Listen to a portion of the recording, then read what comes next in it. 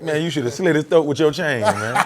Just cut him right with the dragon tail, right? How you know it's that sharp? It looked that I sharp. cut my finger on it earlier this week. Hey, did I tell you that when you first came out, I had bought one of these? But it was a fake one. And yo, when I tell you that shit used to have my neck lit, nigga, I almost decapitated myself one day. Just trying to walk around, look cool. Look like I was a vampire about to explode and shit. Yeah, and, you know, what? Yes, I was burning like Usher, goddamn. Yeah, that shit was fucked up. Yo, what's up, y'all? This is Sisqo, and you're watching This Is 50.com right here. The dragon. This thing right here is letting all the ladies know what guys talk about. You know. Your art director is pretty cool, man. Yeah, well, we went with the goal because that's the whole. Well, I guess we can say that. We saying it. Oh, we saying it right now? Yeah, these are not interviews, they're conversations. Oh, all right. Word. So, like, you know what I'm saying? Yo, your first album went diamond. And so that's 10 million albums. albums. Club. Yeah, it's a very exclusive club. I mean, I think 50 in there, Mariah Carey, you, DMX. Of course, Beyonce. I believe Usher's in there. So when you hear that, automatically, I remember I was seeing in your cribs and all that and everything. You made a lot of fucking money, man. Man, well, you gotta invest and make sure you own some stuff. And it don't hurt that everything's under my label as well. So my parent company before was Def Jam, and now it's Sony and Matzenberg Media, but still under Dragon Music Group. So even back then, I was like the youngest CEO in the game. Word, you still got that house? Huh? No, I don't. I got another house. It's bigger. It's bigger than that. Yeah. Word. I told you I just moved. Get out of here. I hang all my plaques up all over again. I ain't doing it though. I'm paying somebody to do that. I don't feel like it. Damn, man. You can get lost in your house, Sisqo? Yeah, you can. Oh, that's how I get my cardio. I don't even work out no more. I just run up and down the steps. Through the house. With holding the baby, my son. He's 2 years old now. He happy as hell. I heard you just had another baby. Just my son. Oh, just a son. On you seen him on Wife Swap. He bigger now. Wife swap. He taller than me. No, I'm not married. But that's that A-list stuff. I was like, yo, I'm not married. They was like, we don't care. They put me on the show, highest rated episode that season. So. And what is the nature of Wife Swap? Because I heard the concept, but I never got a chance to like watch it. Dude, all I had to do was show up for real. I really just wanted to introduce the world to my son.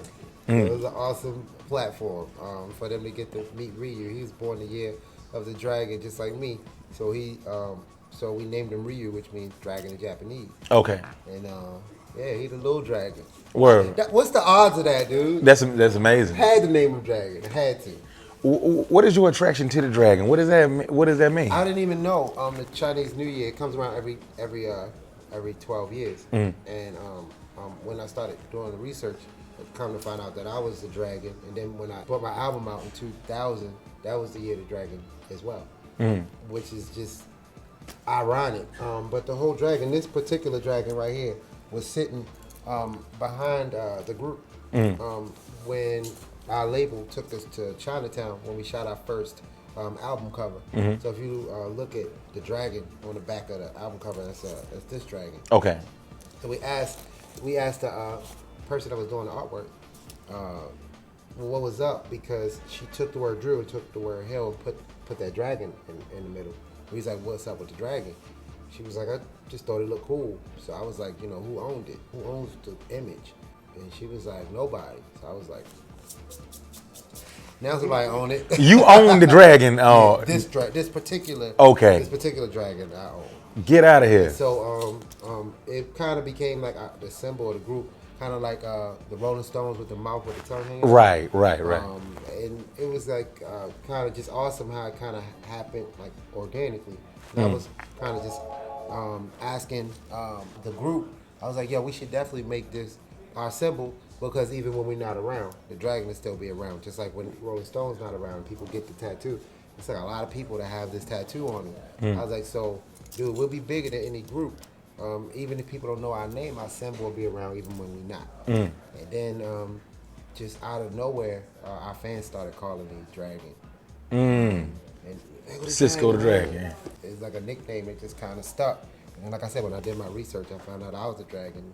Then I found out that my first album came out the year of the Dragon. So I was like, Unleash the Dragon. It just all worked. It was meant to be. Meant to be. Now, your first album. So wait. Before we do that, can we just hurry up and let's talk about the scandal? Just to what get it out scandal? of the way. When I was Yeah. You know what's funny? I remember to talk about the shit, then I forgot to talk about the shit. Let's talk about it. Man, what was up with you and Kyle, man? Just to let y'all know. Was he drunk? Cause the nigga be drunk. We at the end of the day, man, we was both partying. Okay. And we got into a tussle. It wasn't really, you can't call it a fight. Ain't really no fight unless you throwing hands.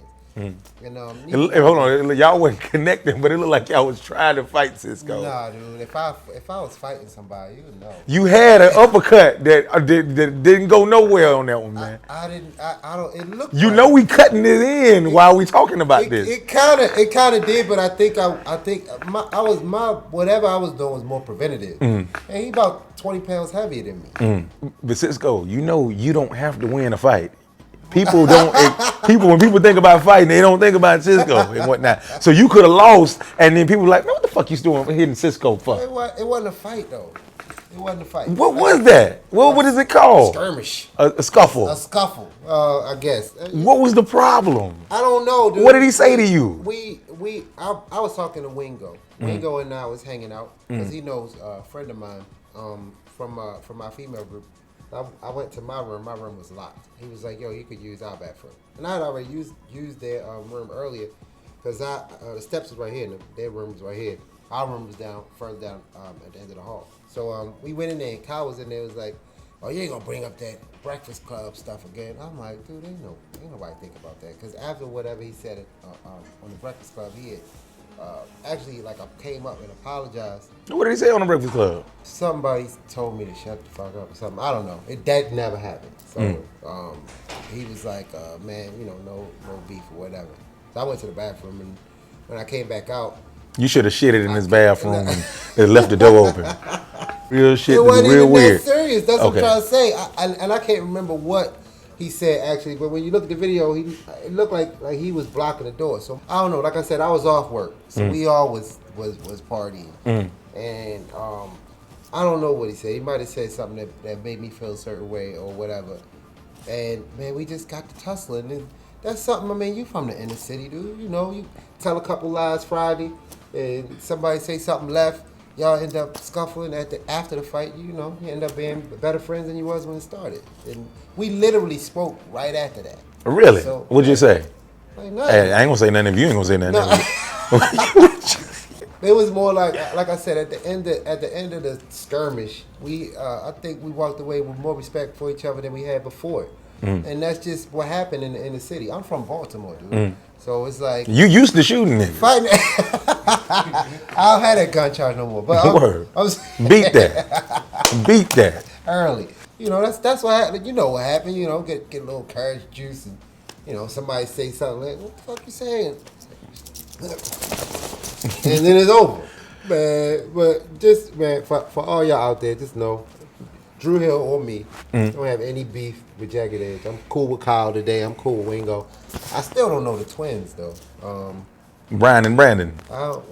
We never really conversed. I don't know those guys like that, but I do know Wingo. Me and Kyle cool, so it's all good. Who's the better group, Dru Hill or Jagged Edge? Oh, Dru Hill, hands down. I mean, but y'all know that. That's no secret. Word. I like some of their music, but as a group, we just a group of we just a cut from a different cloth. I think we different kind of singers. We are power singers. There's no falsetto notes in our harmony. And that's a different style. Like for instance, I'm not saying that that's not a cool style. Because 112 is awesome, and sometimes they got falsetto intertwined in their harmony, and they got a really great. All of them sang. Yeah, all of them sang. Yeah, they dope as fuck. So we cut from a closer kind of cloth than Jagged Edge. And Jagged Edge tell you themselves that they more like almost like a rap group.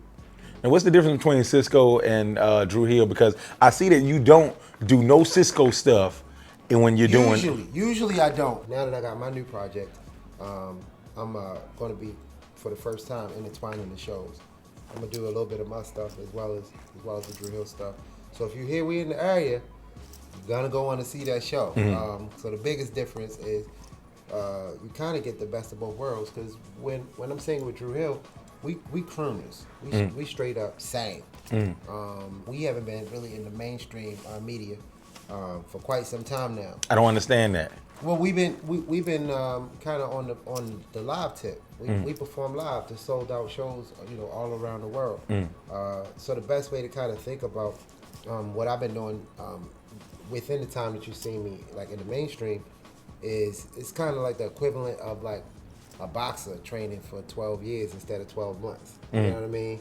My vocals are stronger than ever because I'm singing with a group of powerhouse singers, and that's what I've been doing the whole time. So while you haven't seen me, I've been on stage, singing.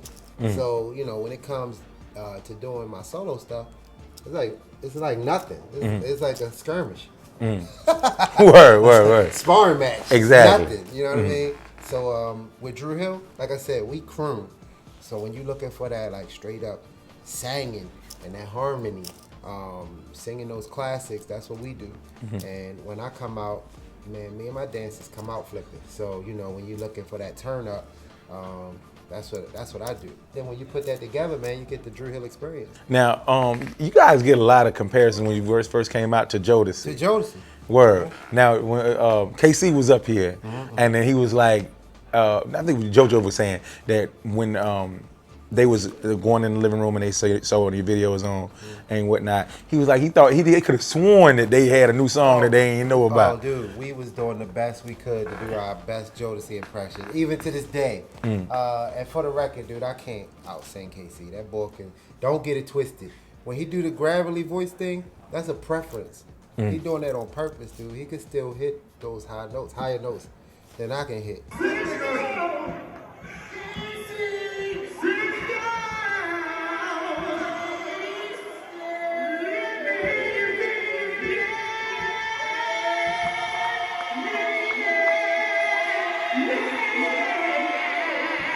So when I'm singing, man, it's just really just it's an homage to the master. She had dumps like a guys like what all night long.